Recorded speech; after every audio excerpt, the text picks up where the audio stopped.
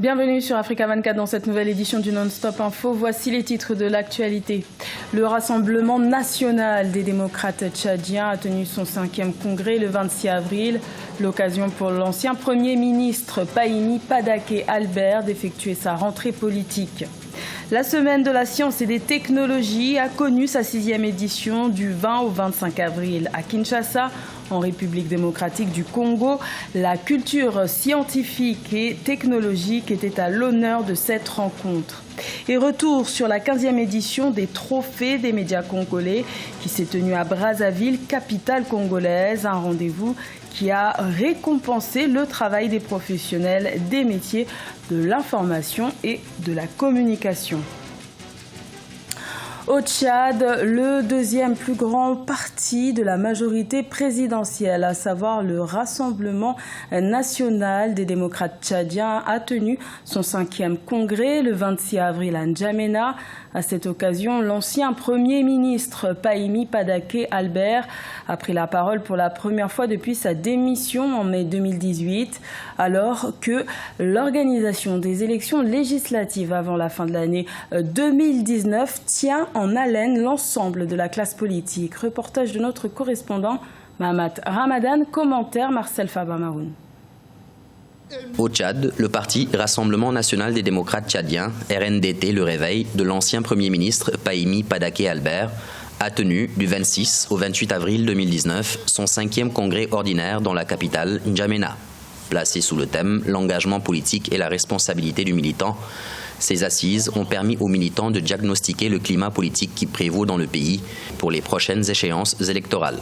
L'ennemi du RNDT Le Réveil s'appelle la paresse, l'impatience, la gourmandise, la peur de ces militants que nous sommes ici réunis.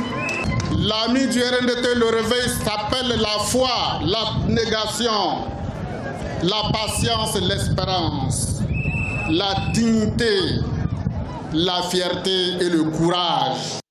En marge des travaux, les militants du RNDT Le Réveil ont réaffirmé leur engagement dans la majorité présidentielle et se disent favorables à une majorité multidimensionnelle qui admet une diversité d'opinions politiques.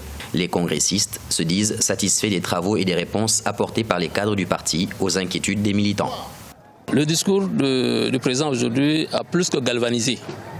Les militants en sont sortis satisfaits de leur attente, de leur soif et des questions qui se posent tous les jours. Lors des assises, les militants du parti RNDT Le Réveil ont émis des réserves quant à l'apport des réformes institutionnelles de la 4e République pour la stabilité politique et le développement socio-économique du pays et ont appelé au renouvellement du cadre législatif dont le mandat est arrivé à terme depuis plusieurs années. Au Sénégal, le concours dénommé Reine des grandes écoles organisé à Dakar a pour ambition de mettre en avant le leadership des jeunes étudiantes. Ce concours incite les femmes à oser l'entrepreneuriat malgré les contraintes. Reportage de notre correspondant El Adjenjaï. Un développement accéléré et soutenu de l'agriculture est la clé du développement économique et de la réduction de la pauvreté. C'est l'un des projets présentés ce 27 avril par ces jeunes étudiantes et entrepreneurs qui participent au concours d'influence Reine des grandes écoles. Ndeye Marie Ndiéguène fait partie des candidates. Elle a présenté une application dénommée AgriPower qui promeut la sécurité alimentaire. Son utilité, c'est de permettre le retour vers la terre, de permettre aux jeunes de s'engager dans l'agriculture, parce qu'on sait qu'en Afrique, l'agriculture est un levier de développement pour les différents pays, et cela permet de pallier au chômage des jeunes d'abord, de les ramener dans l'implication vers l'entrepreneuriat agricole, en leur donnant les outils nécessaires aussi, parce qu'il ne suffit pas de leur dire faites de l'agriculture, mais il faut mettre les moyens nécessaires et surtout les informations nécessaires pour leur permettre de se lancer. L'Afrique compte 60 à 70% de population composée de jeunes, dont des femmes, mais ces dernières peinent toujours à s'investir dans l'entrepreneuriat. C'est aussi l'objectif du concours d'influence interuniversitaire qui entend donc susciter un esprit de leadership chez la jeune fille. Donc moi, comme je le dis souvent, je prends l'égalité des chances. Une femme a autant de chances qu'un homme de s'insérer dans la société. Les femmes, franchement, allez-y, foncez. Vous avez votre place dans l'entrepreneuriat. Vous pouvez, n'hésitez pas, ouvrez votre boîte, ouvrez votre affaire, que personne ne vous dit que vous ne pouvez pas, car vous le pouvez. La promotion de l'entrepreneuriat des jeunes, notamment de la jeune fille au Sénégal, reste une priorité pour les autorités sénégalaises qui soutiennent ce projet. Ces jeunes femmes souhaitent que l'accès aux mécanismes de financement soit une réalité, ceci pour favoriser l'entrepreneuriat féminin. Le manioc est l'un des aliments les plus consommés en Afrique subsaharienne, avec une production de plus de 40 millions de tonnes par an. En Afrique centrale, cet aliment représente une véritable opportunité sur le plan économique et pourrait contribuer à l'autosuffisance alimentaire dans la sous-région.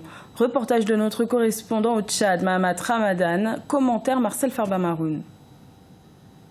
Vulgarisé vers les années 1970 dans les pays d'Afrique centrale pour faire face à l'insécurité alimentaire liée à la sécheresse, les variétés améliorées du manioc constituent aujourd'hui l'un des aliments les plus prisés de la sous-région. Les feuilles de cette plante interviennent dans de nombreux mets locaux et ces tubercules sont aussi bien mangés crus que préparés. La farine de manioc entre aussi dans la préparation des pains et des boissons. À travers les différentes transformations que les gens font du produit manioc, donc en même temps ils font de la farine avec, ça se mange même cru et puis ça se mange de plusieurs façons, après transformation, sans transformation. Donc là ça aide quand même à la sécurité alimentaire. Et de deux, à travers les produits qu'ils envoient au marché, quand même ça aide à subvenir aux besoins des ménages. Grâce au projet production durable du manioc en Afrique centrale et intégration au marché, initié par le pôle régional de recherche appliquée au développement des systèmes agricoles d'Afrique centrale, certaines variétés de manioc ont été améliorées, multipliées et reproduites en milieu paysan pour une production adaptée aux aléas climatiques. Le projet manioc, c'est un de nos meilleurs projets du point de vue des résultats. Le projet a été exécuté dans tous les pays de la CEMAC. Nous avons pu appuyer un laboratoire qui a une vocation régionale à Brazzaville. Ce laboratoire a permis de rassembler toutes les variétés élites des différents pays qui sont mis en culture in vitro là-bas à Brazzaville et ont été échangés à d'autres pays. Certains pays de la sous-région comme le Tchad, la Centrafrique et le Cameroun comptent pérenniser et intensifier la culture du manioc pour passer de la production de subsistance à la transformation à l'échelle industrielle. La 6e édition de la Semaine de la science et des technologies s'est clôturée le 25 avril à Kinshasa, capitale congolaise.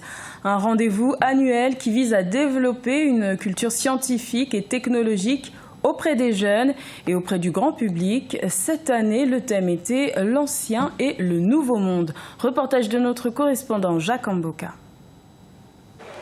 La Semaine de la science et de la technologie, ouverte le 20 avril, a fermé ses portes ce jeudi 25 avril 2019. Organisée par le ministère de l'enseignement primaire, secondaire et professionnel, en partenariat avec l'ASBL Investing in People, avec le soutien de la Banque mondiale, la 6e édition a connu diverses activités, notamment les conférences, mais aussi les expositions qui ont révélé l'ingéniosité des élèves congolais. Alors j'ai mon stand, je suis avec ma partenaire, j'expose sur les capteurs biométriques. Les capteurs biométriques sont des dispositifs qui sont destinés à récupérer des données à l'intérieur de notre corps. Ce que nous on ne peut pas quantifier, les capteurs biométriques peuvent très bien le faire. Développer auprès des jeunes et du public une culture scientifique et technologique, promouvoir les savoirs et les savoir-faire congolais dans le domaine de la technologie et des sciences, tels étaient les principaux objectifs visés par cette activité. Une édition qui n'a pas laissé indifférentes les personnalités présentes. Nous sommes très contents de la qualité de préparation que vous avez eue. Je vois une participation très importante du gouvernement comme du secteur privé. Mais pour moi, ce qui est impressionnant, c'est la présence des jeunes. J'ai vu des enfants de 5-6 ans et je vois aussi les grands futurs entrepreneurs de Congo. Dans un contexte de l'incontournabilité du numérique, le thème principal de la 6e édition de la Semaine de la science et de la technologie était l'ancien et le nouveau monde. Lancée en 2014, cette activité se pointe désormais comme un rendez-vous stimulateur visant à orienter les élèves vers le domaine des inventions. Au Congo voisin, la capitale Brazzaville a accueilli la 15e édition des trophées des médias congolais. De nombreux journalistes et plusieurs organes de presse ont été primés pour leur travail fourni en 2018. Reportage de notre correspondant Deva Panzou. 15 journalistes qui se sont distingués durant l'année 2018 ont été récompensés à l'occasion de la soirée des trophées des médias congolais qui s'est tenue ce vendredi 26 avril 2019 à Brazzaville. Parmi les lauréats, Messila Nzoussi, meilleure présentatrice du journal parlé en français à la télévision nationale congolaise, et Mexan Foucault de Vox TV avec la meilleure émission grand public, Le Grand Débat. On a eu un trophée, mais derrière cela, il y a beaucoup de travail à faire. C'est tout un travail de rédaction, tout un travail d'organisation, c'est plein de choses, c'est l'aboutissement des efforts, de gros efforts. Plus que heureuse, parce que je me dis au moins que quelque part, le travail que nous faisons, il est suivi de près, il est accepté, je peux dire à sa juste valeur. En presse écrite, le trophée du meilleur journal est revenu au quotidien Les Dépêches de Brazzaville, la meilleure chronique à Jean Bédel du Patriote, le meilleur éditorial à Albert Mianzoukuta du journal La Semaine africaine. La meilleure émission grand public en 2018 a été Samedi Brazza de la Radio Congo, tout comme la meilleure présentatrice du journal Lonki Touba, La Fleur Tondo. Reconnaître le mérite, c'est aussi un mérite. Hein? C'est fait pour que nous puissions dénicher les talents, aller à l'intérieur du pays, voir ce qui se passe. Vous avez vu que nous sommes allés à Pointe-Noire, faire des recherches. On a trouvé qu'il y avait quelque chose qui se faisait là-bas. Les trophées des médias congolais ont été initiés par le journaliste Adrien Wahi depuis 1995 sous l'appellation Oscar de la presse congolaise. Il est aussi président du réseau panafricain des journalistes grâce auquel il envisage l'organisation du trophée des médias africains afin de récompenser les meilleurs présentateurs des journaux dans les chaînes publiques d'Afrique francophone. C'était le journal de la rédaction. Merci de l'avoir suivi. L'information continue sur Africa 24.